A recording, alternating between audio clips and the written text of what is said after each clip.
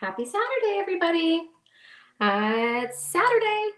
Are we excited? We've actually made it through the week. It's been a little bit crazy and it's been a little bit good and it is what it is. I'm going to wait a second for all of you guys to hop on. I am making sure that we're broadcasting and everything is up running smoothly. If you are just jumping on, I would greatly appreciate it if you could. Oh, look, you can hear me. So pull it up, share with your friends, because we're going to talk about vitality today. And I'm going to share this to my own account so then people can know that we are live. Okay. Good. Okay, fantastic. So welcome to the Capital Life Podcast. I am Abby Pagood, your gracious host. And today we are going to be talking about vitality. Woo! What does that even mean? I have no clue. And let's get started. So I was thinking the other day that I was, looking through all the ads. There's a bunch of different things that are popping out, and I kept seeing vitality. Like everywhere you look, everything's saying vitality.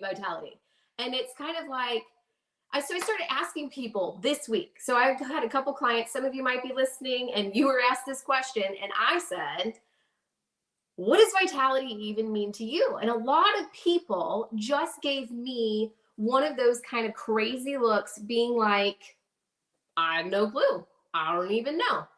And that's kind of the reaction that I got. They kind of were like, okay, I think it has something to do with health.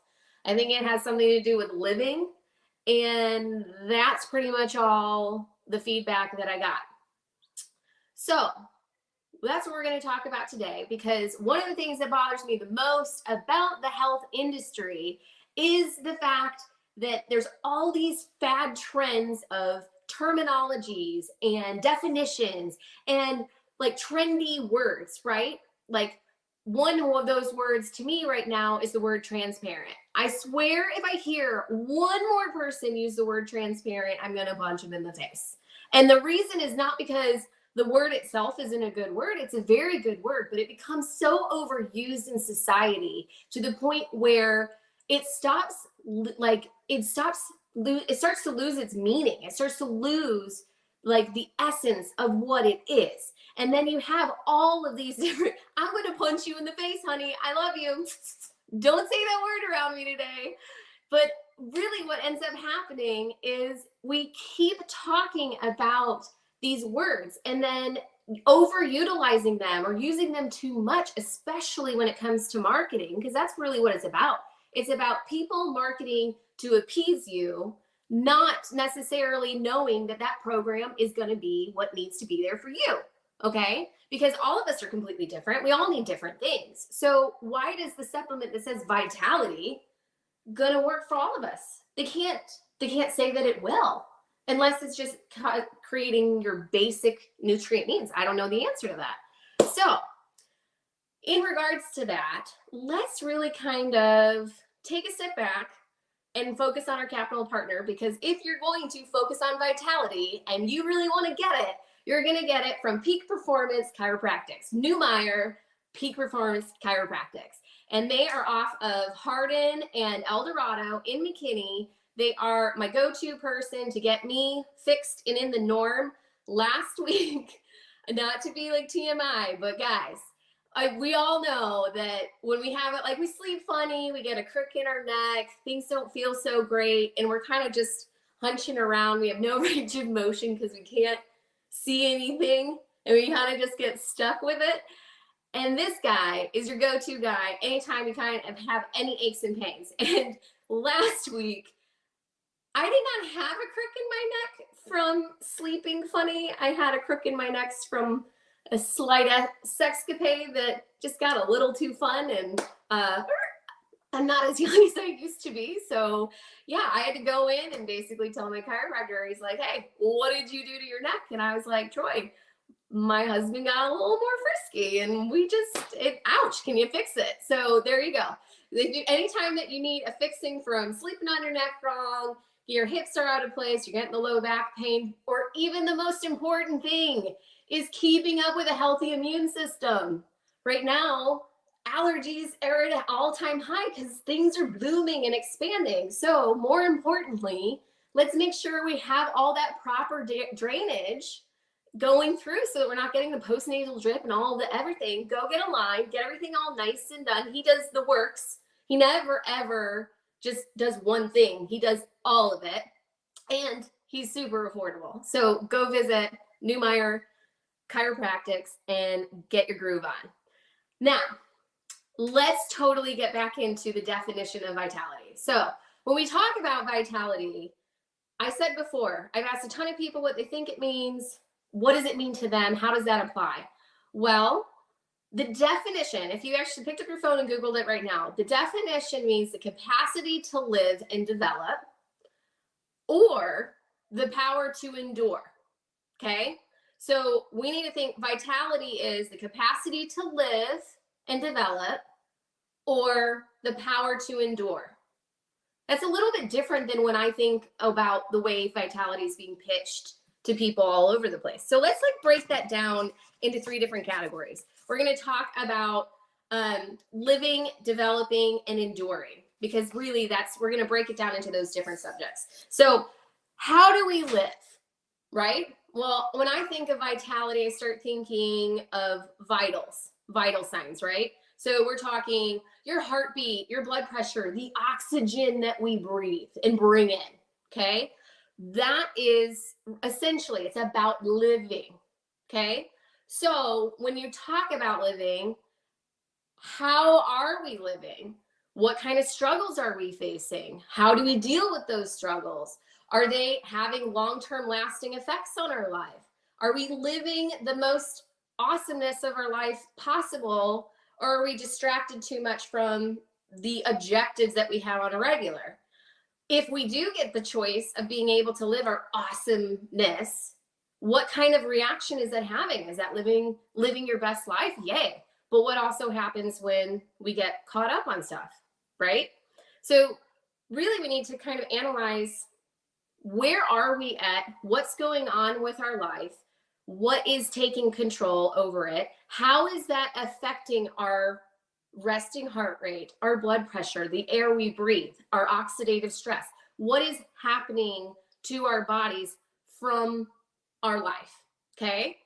The other thing we need to start thinking about is, okay, we've identified that. So let's start analyzing, how do we develop a more enjoyable lifestyle? Okay. If we're going to talk about vitality and we're going to talk about developing and enduring, that's what it's all about. So really it's saying, what kind of life do we want? What kind of life do we want? What do we want to go after? What are our goals, our hopes, and dreams? Most of us are focused on depriving our bodies of things to achieve our goals, right? So we get in the mindset of, you have to deprive yourself of certain foods so you can lose the weight, or you have to eliminate XYZ so that you don't crave these other foods, or I need to cut down on XYZ so that I can afford this. It's usually our approach to it has a tendency to be a negative to fulfill a positive, but that doesn't necessarily have to mean that that's the answer. So one of the things that I kind of focused on recently is, I know you guys have heard in previous podcasts about my runner monkeys that are developing the app. They have me on this fun new challenge that we want to offer you, the viewer, the listener, an opportunity to do a 30-day mind and body reset. And in that mind and body reset, we are going to do the start point of the journey that moves through you. We're going to focus on the physical attributes that you need to be focusing on, in addition to the mental and spiritual awakening, or I like to call it an energy shift that needs to happen from within to create these positive things going forward. These are things to add into your life, not to deprive you of things. It's about trying to reset, basically doing the great reset, but on our bodies, on our souls, on our essence of who we are. So I want you guys to think about, in times of strain, how do we endure and power through? What is it that we're actually doing? Are we utilizing our support system? Do we even have a support system? And who are they? Write them down. Think about who they are. I know that you're probably thinking about those people right now. We also need to start thinking about, are we biting on more than we can chew? Are we having issues with overloading ourselves too much to the point where we feel completely expended and we're feeling like we're just living on this very thin line? So we really need to start focusing on making sure that we're not biting off more than what we can chew, that we are being able to manage and keep on top of it. And there may be situations, I completely understand. Like, I'm part of the sandwich generation. I have my mother ahead of me and I have my children below me, and I get squished in the middle, and it can feel very overwhelming. But what I make sure to do is I do the self-care that I need to do for myself so that I can remain the energy and the ability to be there for my kids. And I will be honest, I will have days where I am calling my husband and just ranting, which that happened earlier today, because I'm just needing to get it out. But it's because I have the support system of my husband. I have the support system of people that think about me and that want to be there. I have friends that I can call and talk to if I need to. The question is, do I utilize it? So if I have a question of if I'm utilizing it, then I know you guys may not be utilizing that support system as much as you should be. Okay? So write your list out. When you do feel times of stress, reach out to these people, because they love you and they want good things for you. And they might even say something that might be inspirational that you had no clue that people surprise everyone all the time. So reach out, be surprised. The other thing I wanted to talk about is preparation for roadblocks, right? So it doesn't matter if you are living 100% the best, awesomest ever. We all are going to have a bad day. We're going to have a day where things get in our way. We feel like it doesn't matter what we do, that we keep having one obstacle in front of the other. Well, did we ever stop to think that maybe the obstacle was trying to teach us something, right? So when we hit that roadblock, what was the lesson? We need to find the silver lining of it. Am I rushing too fast through it? Oh, clearly the same problem came up multiple times. Okay, there might be an issue with organization, or there might be an issue with control, or there might be an issue with having patience or kindness for somebody else. You just never know. But it's about keeping your eyes open to what those possibilities are. Because you need to utilize your resources to power through. You're going to be dealing with the emotional stress, but you need to be able to have healthy coping skills. Not just like, oh, hey, you know what? It was a shitty day. I'm just going to go pour myself a bottle of wine and call it a day. Well, that's avoidance, for one, that never really addresses the issue. If you didn't have the energy or the emotional capability of addressing that issue in the moment, then put pause on it. Give yourself time. Give yourself time to process, stay in your safe space, and then look for the silver lining. Look for the lesson. What is trying to be taught to you so that you can make changes for the future, so that some of those obstacles do not affect you in a stressful notion? Because when it all comes down to it, it has to do with vitality. It has to do with how are we living? Are we powering through? Can we power through? Okay. So we need to make sure that we are not settling for the easier route. We are actually learning. The easier route is the deception. It's the deception of the idea that you're doing it right. You become complacent when you take the easier route to just accept things. Okay. So like, for example, we were having some behavioral issues with our daughter's elementary school. Okay. And the teachers are fantastic. kids are children. Kids are kids. You know what I mean? You're going to have good and bad days with kids anyway. Sometimes they can be really cruel. Sometimes they're fine. It just, children are children. That's just what happens. The important thing is the way that you teach the child to learn and improve their behaviors is really key.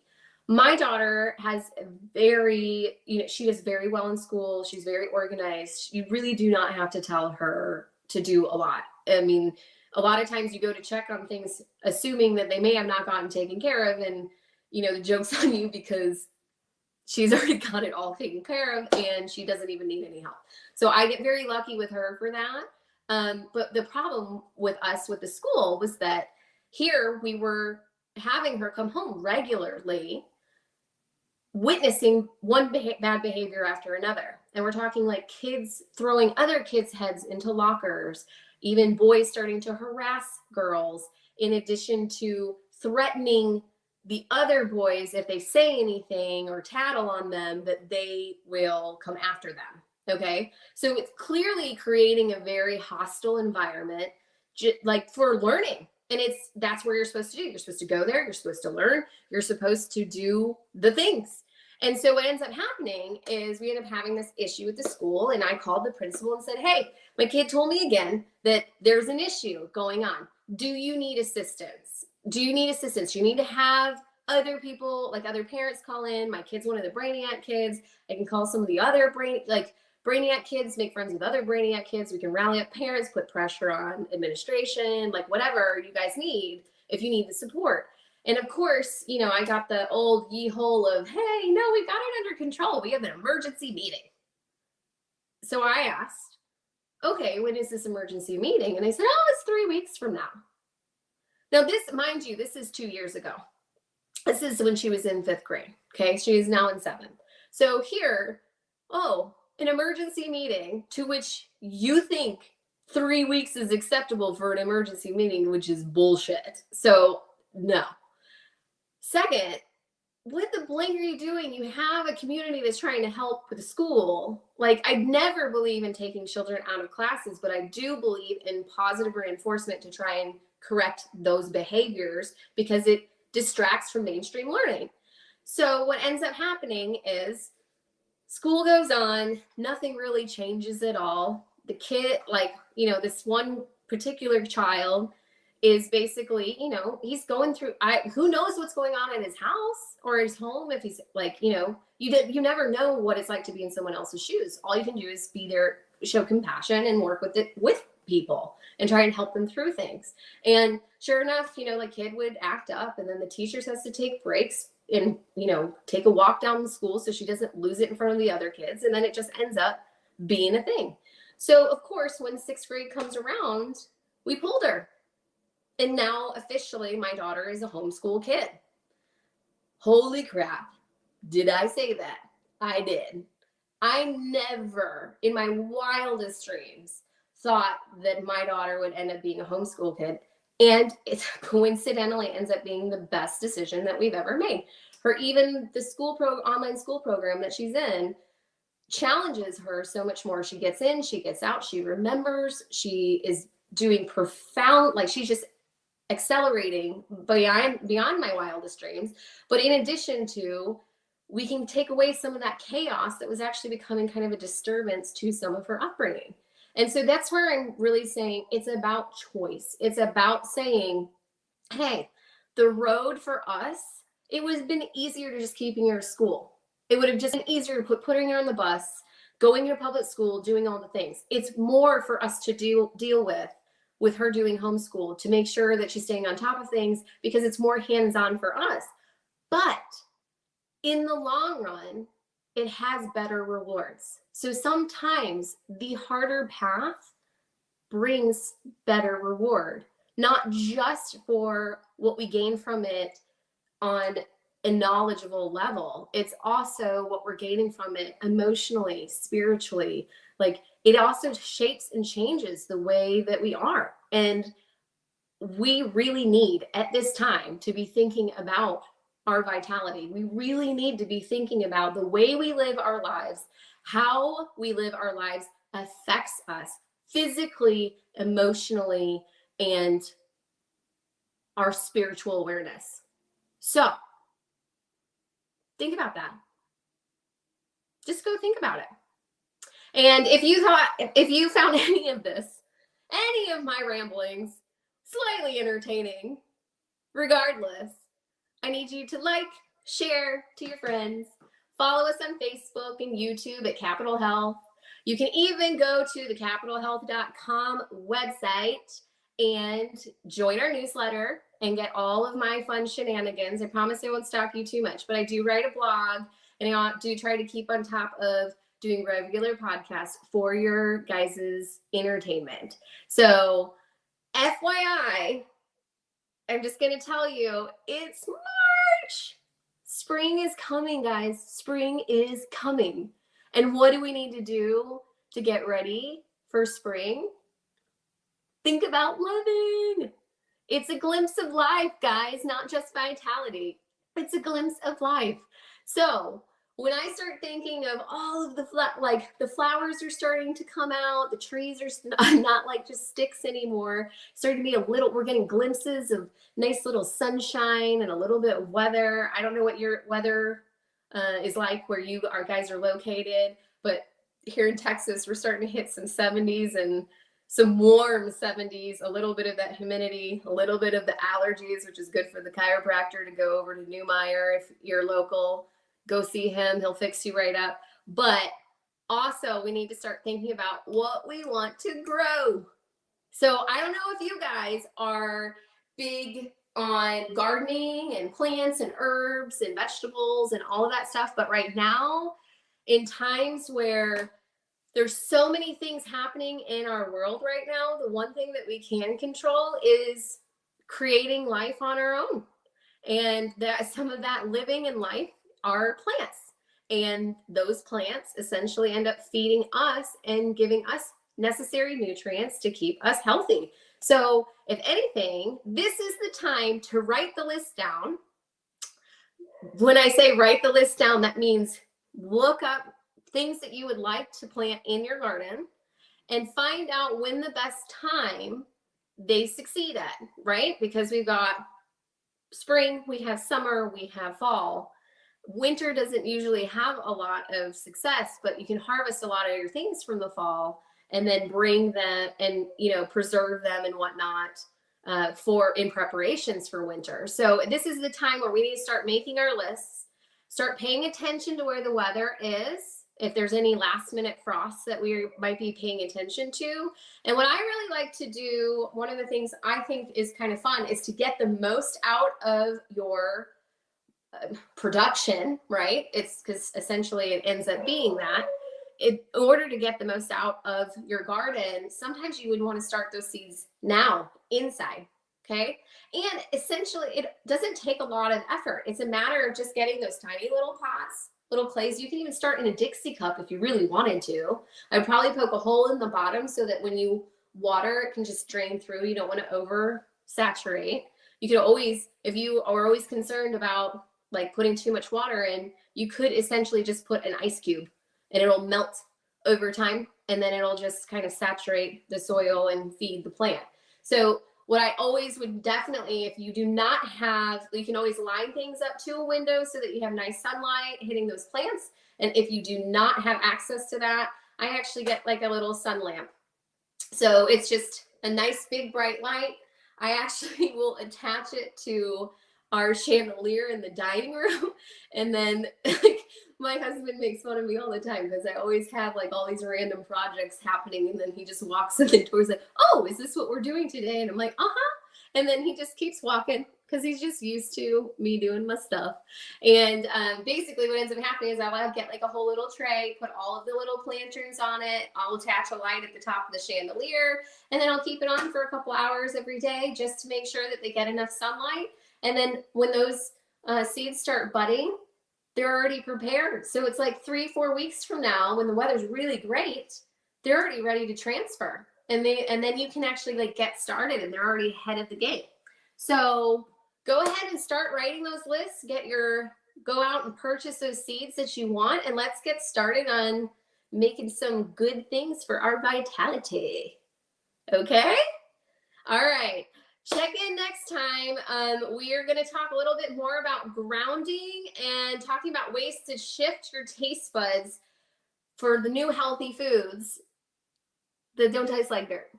Because a lot of people think that eating healthy and being wise about it means that our food tastes terrible. And that's crap.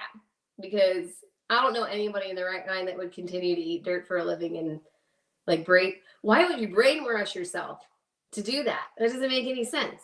It's gross. It's not sustainable. So let's not do it. We're just going to talk about grounding, and we're going to talk about how we shift and change our taste buds so we're getting more beneficial foods for our body, keeping us healthy from the inside out. You guys take care of yourselves and each other. Have a good night.